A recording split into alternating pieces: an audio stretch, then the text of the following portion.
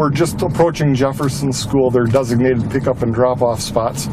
Here on Jefferson Street at East is the busiest school crossing for an adult crossing guard, watching traffic from 3 different directions. Sure, and you've got the parochial school right on the other side of the street, too. We actually have 3 schools within a couple of blocks. We have Jefferson's Daycare Preschool, Jefferson School, and then we also have St. Paul's Lutheran.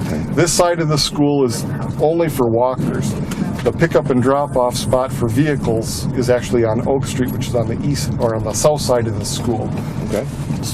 We did a survey of each of the schools about 8 years ago, trying to determine the safest spot for kids to be picked up and dropped off at school. Here at Jefferson School, it's on Oak Street. We'll come down the other side and you can see the signs that they have posted. Okay. But vehicles drop off on the same side of the street as the school, so when they pull up at the school, the passenger side of the vehicle's next to the curb. The kids can get out on the sidewalk and they don't have to cross traffic.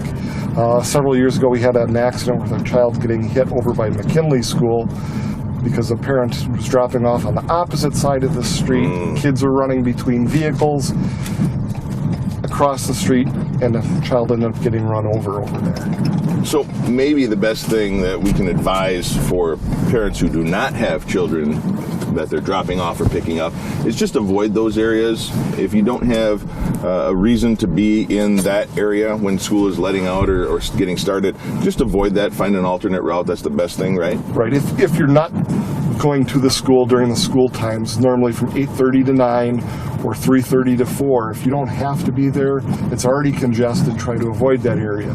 If you're picking up or dropping off kids and it's not something you generally do, ask the person you're doing the favor for where I should do that. Okay. Because there are designated spots.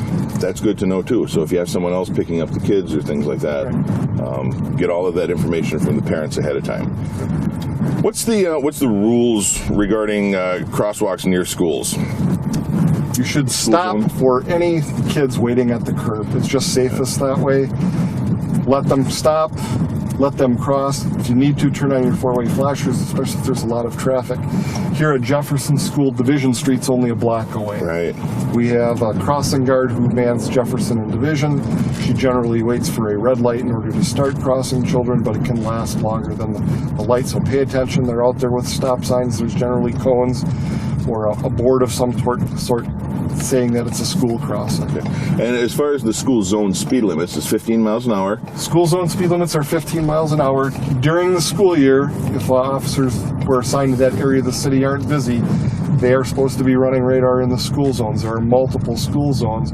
The ones generally people see us at are going to be on Church Street, Church and Rice, Division and Jefferson, Michigan Avenue. There are 3 different spots on Michigan Avenue, at Jefferson, Rice, and Heffron.